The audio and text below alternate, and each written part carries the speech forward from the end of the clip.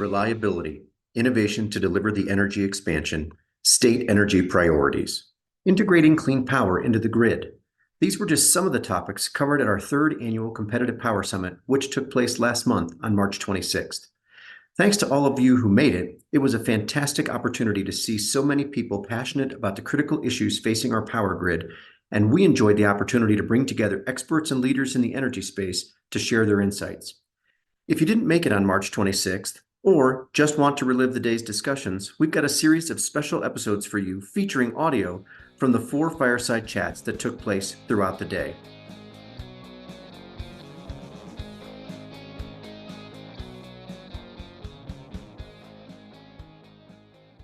I'm never sure if I should call Julie Fedorchak Commissioner, President, or friend, but I'm delighted that she could take time to join us at the Competitive Power Summit. Julie is the president of the National Association of Regulatory Utility Commissioners and also serves on the North Dakota Public Service Commission. I've known Julie since I was a state utility commissioner in Ohio, and we have worked on energy issues across the value chain since then, participated in many organizations together like NARUC and the New Mexico State University Advisory Board. Julie has a get-it-done attitude, and that's why I asked her to join us for this conversation. Julie and I discuss what NARUC is all about, what top energy issues, particularly surrounding reliability and resource adequacy, she sees from her seat, and what initiatives she's taking in her year as NARUC president to make a better power system for tomorrow. Here's our conversation. So, thanks again for joining. I really appreciate it. Really appreciate the invite. You did a great job putting together a really different but excellent NARUC meeting last month in February.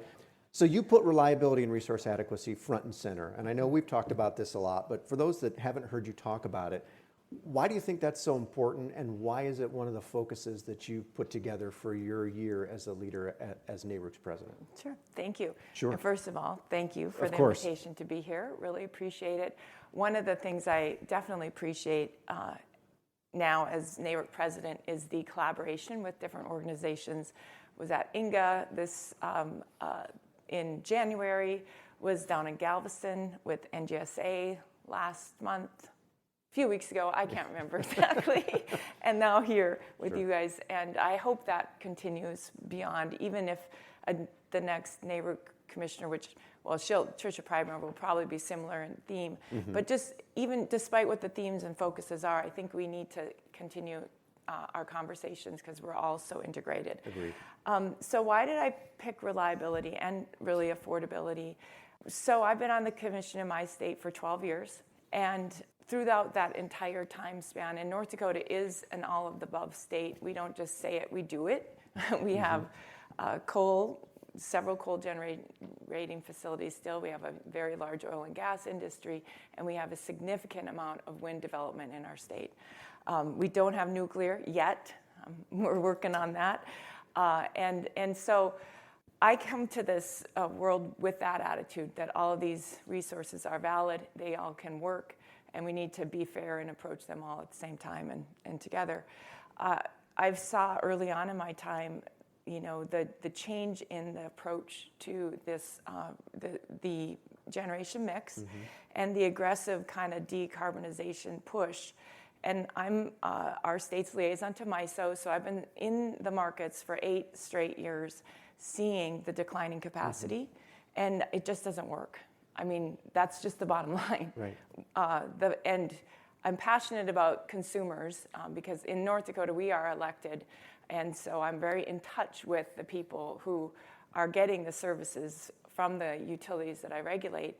And those folks have no idea what's going on. They turn their lights on, they have their heaters, they have, everything's working, and they don't have any clue what's happening on the broader scale. And when you have organizations like NERC, who is the third party, who is responsible for looking at this and saying, hey guys, there's problems here, and it's not just in a few states, it's in 2/3 of the country. 2/3, the United States of America, is in jeopardy of not having enough power to meet demand given conditions. It's just not acceptable. Right. In our country, we have the most amazing energy resources of any place in the world.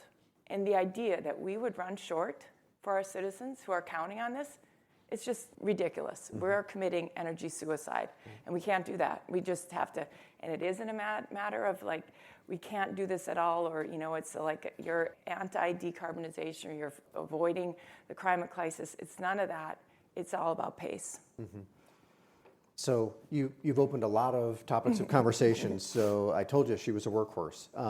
So we've talked a little bit, and I know that Chairman Thompson mentioned your effort at GEAR, and I always forget all of the acronyms, so that's why I call it GEAR, and I don't try to be too smart for my own good. But you've put a different structure together for that because you're trying to solve a problem that Jim Robb has been mentioning for some time. We've got a whole panel on it later today because it's a critically important issue. As I noted in my opening comments, it's not unique to restructured or vertically integrated parts of the country. It's happening in broad swaths of the country. And you said, I want to take the issue on, and we want to try to talk through what some of the issues are. Why don't you talk a little bit about GEAR? And then once you've kind of filled us in on what GEAR is, I'm curious to know, now that there's been an in-person meeting or two, how you feel things are going. Have people rolled up their sleeves? Or are we all still having the polite conversations and nobody's saying the hard stuff yet? Or are you happy with where we are, and where do you see it going over the balance of the year? Sure. So GEAR stands for Gas Electric Alignment for Reliability. GEAR. Got it. Got to get it in gear. Indeed. So the group is 7 state regulators, 7 industry folks. There's one, now I'm on the spot here and I didn't write these down, I always forget them, but there's 2 pipelines, one interstate in Texas and one intrastate, or intrastate in Texas, interstate between Texas. There's a gas utility, there's an electric utility rep, there is a competitive marketer rep, there's an RTO rep. And then maybe a competitive generator? Producer. Yeah. So there's 7 industries, 7 states. And they've been meeting since December, January. And the goal was to take all the reports that have been produced. I mean, this is a problem that's been analyzed a lot. We kind of know what the problems are, but finding the solutions is really difficult. Like Jim said, if it was easy, it would already be done. Right. And so the most recent report was the NASB report, and that was a year-long effort, and a lot of folks in this room, I'm sure, participated in that. I also did, and as painful as those meetings were, they did put together a pretty solid report of recommendations. So GEAR is taking those recommendations, your group's recommendations. What did you call yourself? Reliability Alliance. Reliability Alliance. That was another great effort. And Storm Uri and Elliott reports from FERC, taking all of those various things and talking through them behind closed doors with all these folks who are supposed to represent their industry as a whole, not just their business. And they've been meeting, they're working twice as hard because they had initially thought they'd meet once a month. They're meeting twice a month. Perfect. They've doubled down on how many, they were going to do them all remote. Now they're meeting in person. So I'm really encouraged by that, by the fact that they all see the potential. They all recognize it's hard. We've got to meet more. We have to be in person because we can be more productive. And so I'm optimistic that they will come out with solutions and recommendations. That's what they're going to be, recommendations. I know for sure they'll come up with a strong set of recommendations for states, state commissions to consider. And beyond that, I hope they have other recommendations too, perhaps some recommendations for the temporal solution that you guys talked about this morning, something that can work, when you have a disaster evolving. But the truth of the matter is everybody has a role to play in this, the states, the RTOs, the industry, FERC, everyone does. And, there's still a little bit of finger pointing going like, no, we don't think we should do it. And I was a little disappointed. I'm just going to be honest. I don't know if they're still here. The RTO paper that they submitted kind of after the fact. I was a little disappointed by that one because I felt like it sort of started pointing the finger away. Like, no, it's not up to us.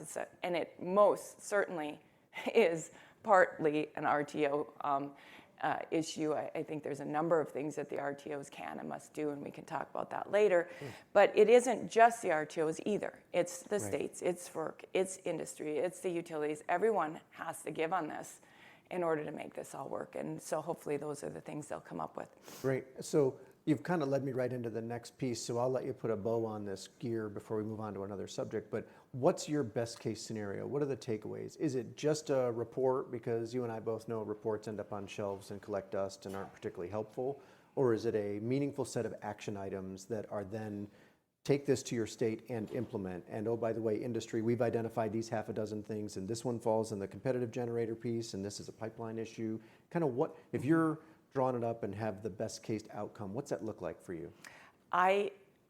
We've pushed them hard and made it clear we don't just want a report, we want recommendations, a meaningful set of recommendations. And I've heard some of the things that they've talked about, you know, very much a give and take. Like, could we take, you know, a piece here and a piece here and end up in the middle? Would that be a solution? Now that's really exciting to me that they're getting that kind of granular, and hopefully we'll come up with those sorts of recommendations that can be actionable. Great. We're moving up on the we're optimistic scale, as opposed to some of our earlier conversations this morning where we were kind of on the downside of, yes, we're going in the green as opposed to the red, which is always good. So your focus on this issue, I know, is born out of concerns about resource adequacy and reliability. And we've had this conversation, and I've heard you say it before, the issue about who's responsible, because depends on who you ask. Everybody's got an opinion, and I know you have a very strong opinion about this. And it's not limited to restructured versus vertically integrated. I mean, everybody has a responsibility, and you've very clearly articulated it, so I'll let you say it to this crowd. But can you lay out your concerns about resource adequacy and how you're thinking about state regulators' response to that? Absolutely. And again, so state regulators leading the way, that's the official theme. Yep. And so I feel like, you know, state regulators, back when you maybe in your early days of being a regulator, we were kind of like the Maytag repairmen. I'm dating myself. Yeah. Maybe everyone, the younger people in the audience, don't even know what that means. But the Maytag repairman who wasn't busy because Maytags were so great. Yeah. So for many, many years, the grid just functioned, and it was, you know, all the resources brought the same kind of attributes to the grid, and there weren't a lot of big, controversial, challenging problems. And so I think state regulators just sort of worked on the economics a lot and didn't focus so much on the service or the reliability pieces. With the transition into new technologies, which is exciting, which is the American way. I mean, this is what we do. We innovate. We come up with new things, new ways to do things. So that is, you know, very encouraging. But it also created this new uncertainty in the grid. And so now, today, regulators, while we used to be sort of quiet and simple, now we've got all these challenges, and we are responsible for them. I think we have one of the most important roles. I think it's a variety of things. First of all, like integrated resource planning. A lot of state commissions say, well, we don't have that responsibility. And I tell them, well, you should get it. Go ask for it. You need it. Who else is going to tell your utilities what resources they need to provide, or, you know, give the market signals what resources you guys need? Somebody has to be looking out for this. And you have to be engaging with your RTO and telling them, you know. So the IRP process needs to happen, and states need to get serious about addressing the whole dispatchability issue. That's our job. We have to make sure that the reliability attributes are there so the citizens get what they need. I think states have to speak honestly to policymakers. We are the experts. We're the ones dealing with this every day. We have to be doing it ourselves, and we have to be expecting our utilities to speak the truth to the policymakers so they know the complications here and the time frame on which some of these technologies need to be deployed. We need to get more serious about retirements. Like, when you look at the scale, the demand, the increase in demand and load, we should not be retiring resources in this country. They just shouldn't be happening right now. I don't know how else we even begin to meet what we need today, much less the 25 gigawatts in Texas and across the board. I mean, we're even seeing this in my state of North Dakota, where you've added some of those data loads, and before, you know, all of a sudden we're like short. So that, and we have to be honest about the costs. I think my consumers in my state have been told, this is going to save you money. And then they see me in the grocery store and say, well, if this is saving me money, why is my bill going up? And so there's a disconnect here. We're not giving people the full story of the all-in cost of this, not just the fuel cost savings, but the cost of the new generation, the cost of the new transmission, all of the costs together, what's it going to look like? So they can make informed decisions. It's not fair for utilities to say, we're doing this because our customers are demanding it, and the customers are demanding it because they're getting half the story. So that divide has to be bridged. And so those are the things that I think state regulators are responsible for doing. And the good news, of course, is our members shift that risk off of ratepayers and put it on investors and shareholders as competitive generators, which puts us in a completely different perspective. But I think your issues that you raise about state regulators not just throwing up their hands and saying, I have no responsibility here, is exactly right, regardless of the business model. Absolutely. Because without engagement, you end up at a significant information asymmetry, and that leads to bad outcomes. And so I think on that we would agree universally. And your comment about the retirement of resources is funny because that is my next question, which is, how do you think about the proper alignment of retirement and resource additions? I mean, MISO's got an issue, just like SPP has an issue, just like PJM has an issue, and even balancing authorities in the Southeast have the same kind of issue with how do we figure out sorting out the appropriate and the most reliable way to have that transition of the fleet exist. I mean, people here have heard me say it, my staff's tired of hearing me say it, but it's energy expansion, not energy transition. Because, I mean, the numbers that the RTO CEOs mentioned were even larger than I had heard. And so the volume and the amount of demand is going to increase. How are you thinking about that, both as a NARUC president, but also in your role as a commissioner in North Dakota? Yeah, so I think, again, state regulators, there's two pieces to this retirement issue. I think there's two, maybe three, well, probably way more than that. But in my simple mind, there's a couple. Sure. So the state roles, again, gets back to the planning issue. And every state has different pathways and different goals, right? So NARUC pushes, like, we've got to protect states' rights. And I 100% am carrying that message. Like, whether you're California or North Dakota or New York, like, each state has a different idea for how to do this. So we've got to preserve that. And so each state regulator in your state needs to be looking at the requirements under the law, making sure that they're, achievable and you can maintain the reliability through them, and then helping direct the resources in your state to those directions, providing the signals, like we talked about earlier, for the attributes that you need on the state level, or through the IRP process, doing that yourselves. So that's the state side. The RTOs have a really important role, and I think so many on the states that are part of the RTOs, I think this could get relatively simple. That's the first time anyone has said that about state and RTO interaction, so I'm all ears.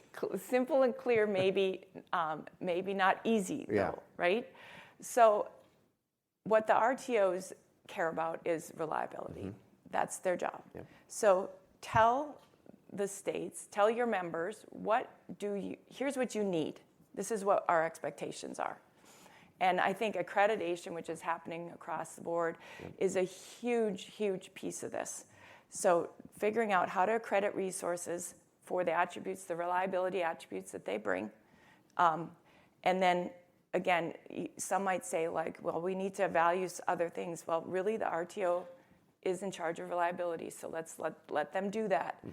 And then the states can figure out how to meet that based on the policy goals, right? So if you're MISO and you say, Xcel Energy, you need to bring this many megawatts of capacity to meet your obligation.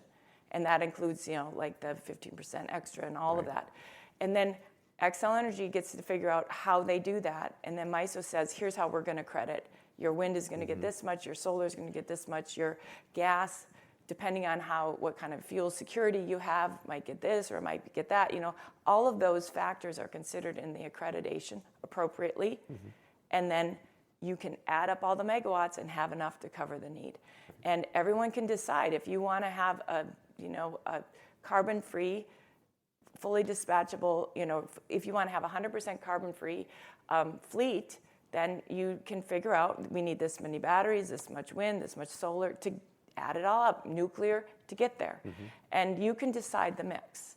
But the RTO says, here's the accreditation we're following, and here's your requirements. And see, easy. It's Simple, just a math problem. Not easy. Yeah, it's a complicated math problem, and I've already told everyone at least twice I'm not a math guy. So but I think you raised the crux of the issue, and it does reinforce your original point about you have to stay engaged as a state regulator. And I know your colleagues and my former colleagues, most of them do a very good job of remaining engaged and up to speed on what those issues are, because no one wants that phone call when the lights go out and you're the one who is going to get the phone call either from your constituents or from the governor's office or somewhere else saying what happened and why are people in the dark and in the cold. So we know what happens when that happens because it happened in Uri. Yeah, right. That's a bad Who outcome. lost their jobs? Right. State regulators. Yeah. RTO. Yeah. Exactly. Gone. So it is our job. Yeah. Clearly, it is.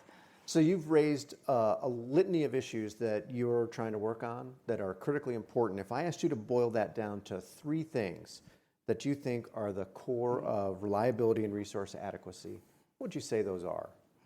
I think I answered this in the podcast, and I don't remember what I said. Well, it was brilliant, I'm sure. And everyone, of course, would agree having listened to it. But you may have changed your mind since then. The 3 things that are key to resource adequacy. And reliability. And reliability. So having the capacity resources available. I think the infrastructure to serve, I think that's a big piece of the gas electric reliability component and a big piece of the pace. So I think that's part of the problem that we're having right now is we have enough gas in this country to do it, but we don't have enough pipes or storage to get it done when we need it. And that doesn't happen overnight. That's not a simple solution. And so we have to get the infrastructure in place to support and provide all the resources that we need. And then I think we need the market structures in place to provide the proper signals. Right. You mentioned permitting and siting, and so you're working on another side project that could involve permitting and siting at some point in your future. So I'm curious how you view the situation more broadly. I mean, clearly the discussion all morning has been we need more, not less. We need all of the above. How do we address that from a permitting and siting perspective? Because the political guy in the room, and you're a fellow politician having run and elected in your role, the deal seems fairly obvious. But if you're looking at trying to convince people in Washington to try and address this issue, what would your advice be? How do you counsel people you may work with in the future about how they should be thinking about this issue? Because it seems pretty obvious to me, but we're not able to get there because this red team, blue team stuff. So compromise is a dirty word, but how would you think about that? Well, the permitting, so in my state, we have permitting authorities, so I have a lot of experience in permitting things. Since I've been on the commission, we've permitted $12 billion worth of new energy infrastructure in our state, and that includes significant number of wind generating facilities, a lot of gas and oil pipelines, gas processing facilities, and new gas generation. So kind of across the board. It is challenging. I think that we do, so the first thing I think is like these ideas that the federal government should take over permitting. That is not going to make it go faster. Like anybody who thinks that the federal government is going to do something faster hasn't worked with the federal government or done permitting with them. In our state, it's taken them 10 years to get a mine permit for a coal mine. 10 years. Can you imagine having that delay as a company? Right. So, that's not. I mean, that's an easy solution. The only way that the federal government could do it faster, I think, is if they just decided like, well, we're just going to dictate where everything goes and just do it. Again, big concerns with that. I mean, private property rights are the foundation of this country. It's one of the staples, and we cannot give that up. So I think having states involved, but the permitting reform on the federal level with some of the federal agencies, I think, is where it needs to go.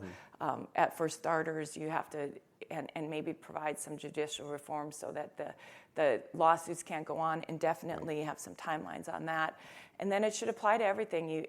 We need more transmission, like electric transmission. We need more pipelines. So maybe now, because both of those are needed, and both sides can give to see benefit for both, and you can get it done. So I'm hopeful that's... You would think that's a common sense approach, but that's not always in full supply here in Washington. So I want to ask you about the expansion of the FERC-NARUC collaborative, where that was just announced. The chairman at FERC announced it at their last open meeting, and I know you're deeply involved in that. So talk a little bit about what you hope that will cover, and kind of the laundry list of issues maybe that are on the list for consideration, but certainly why this was an important step for FERC and NARUC to take together. Absolutely. So we were very excited. The NARUC community was really excited about the FERC-NARUC Transmission Task Force that started about 2 years ago or 3. I can't remember how long ago. A while ago. Yeah. And there was a ton of interest by commissioners in participating in that. And the FERC commissioners also really liked it. And so it was like a formal, topic-specific collaborative. And so when we were kind of obviously coming to the end of that, the natural end, they were close to writing their rules on that issue. Chair Phillips and I started talking last November, like what's next? Yeah. And the other commissioners expressed interest in continuing that effort. And so Willie and I talked about, like, what would it look like? How should it be? And I pushed hard to have it be sort of 1 year at a time, and having rotating commissioners. The commissioners, some of them want to get on there and stay. Sure. But I think it's really important because the commissioner lifespan is not usually 12 years. Correct. You're an outlier. I'm very long in the tooth as a commissioner. So it's usually more like 3 or 4 years. So having times a 12-month period where commissioners can come on, serve on a single topic that's established by sort of the president and the FERC folks and the NARUC commissioners at the time on an annual basis. They'll meet every NARUC meeting, collaborate, talk about, the agenda will be set. It'll be, I think, public meetings like it is today. So it'll be a formal gathering on a specific topic, and there may or may not be recommendations that come on that. And the topics could be a wide variety of things. Resource adequacy is probably the biggest one right now, but there's a whole list of other issues that could come up. Yeah, this feels like a working group, not a gathering where we talk to each other, but roll up your sleeves and actually get some things done, which I think ought to be clear so far, and will be clear, I'm sure, all day, that's kind of where our industry is. That's certainly where our sector is in trying to achieve a lot of these objectives. And there's nothing easy, or it would be done. So with that, I'm going to kind of give you the last word if you want to close on any thoughts that you have, things that we as competitive power generators should take away as you think about how we interact with our peers, or how we're engaged at NARUC, because of course you're still, I think you're about halfway through your term as NARUC president. So talk to us a little bit about how we can best engage and provide useful information to you and to other commissioners, because in the end, we have a business to run, but we want to be a useful resource to the folks that count on us to do what we do, so that you don't have to worry about that phone call in the middle of the night. Excellent. Well, first of all, thank you for being engaged and reaching out and continually coming and supporting NARUC and engaging with the members. It is really important. I do feel like there's an opportunity, like through the GEAR initiative, for us to do some things voluntarily. I know there's pretty heavy push coming from different sources to have more federal regulation on this. And maybe that'll be part of the outcome. I don't know. But I think before that happens, we should do everything we can without it. Like, we should do everything, all the low-hanging fruit, we should do all of that first. And that just requires a sincere engagement and a willingness to change and give. And, we can't just say, no, it's up to the next person. So I know that the gas industry in particular has come to the table through GEAR very earnestly and is working on those solutions. And I have to tip my hat and say thank you for that. As Jim Robb said this morning, he's always so quotable. We got to start spitting things out. It's the quote of the day. Yep. Got to start spitting things out. It's true. I mean, we can't keep talking and celebrating the problems. We have to solve them. And so, to the extent that we can do that through GEAR, through NARUC initiatives, through other things, through your state commissions, get engaged with your state commissioners, intervene in cases. I personally, as a commissioner, love having interveners. It's very helpful for me to have other people saying things that I'm thinking, but just my thoughts on the record don't matter as much, right? So having the reinforcement in the record of decision is really important. So getting engaged is also a way to help us out and help make sure that we're doing things right. And just speaking the truth, I think Roger and Tom earlier, I really appreciated just, you can't, this isn't a matter of being against something or saying like in denial of the need to address some of the environmental challenges and climate change. It is all about doing this in a way that is sustainable, truly sustainable, which means it has to be affordable and it has to be reliable, or it isn't going to be sustainable and we're going to be further behind, not ahead. And we have to lead the globe. This is not a U.S. problem. This is a global problem. We're going to have the best solutions. We're going to develop those here. And so we have to be leaders there. And the pace really matters. If we get overly eager and get much further ahead than we already are, we're going to lose the population because there's going to be an outage. Like the Northeast is in very precarious situation. God help us if we would have lost that gas system last year. I don't think anybody would be saying, let's meet that 2040 timeline if we had lost that gas system. We would be saying, how do we make sure we can do this in a pace that is sustainable? And so we can't lose sight of that. So we have to be willing to speak the truth. Listen, I know it's hard. I've gotten a lot of grief. I've gotten a lot of grief for different things that I'm pushing this, but I just keep back to this is not a political issue. It isn't. This is a fundamental. The government has three things we have to provide for people. We have to provide power, water, and food. We can't lose sight of those things. Right. And state commissioners, a lot of them are in charge of power and water. So those are things that we just have to be shamelessly clear about and not worry about ruffling feathers or being, unpopular. We just have to be honest and clear. Yeah, I thought of it when Tom and Roger were up here, and I didn't have a good place to put it in, but your comment raises it. I mean, Mark Twain said the surest way to fail is to try and please everyone, and I think that's one of the things that maybe we ought to keep in mind as we're looking forward. So with that, Julie, I will thank you for making the trip again to Washington and joining us. If you'll join me in thanking Julie Fedorchak for being here.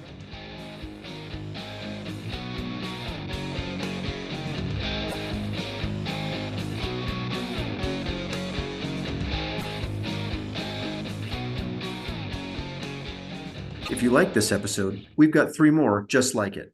Be sure to head to the podcast page at www.epsa.org to find the other special episodes featuring the 2024 Competitive Power Summit Fireside Chats.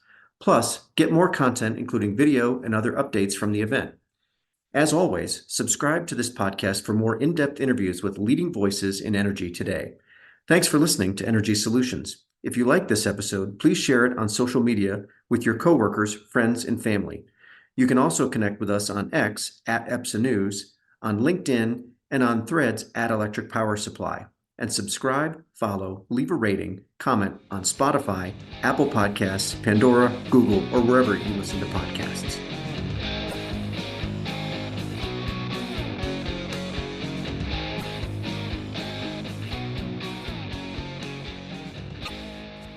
Energy Solutions is brought to you by the Electric Power Supply Association.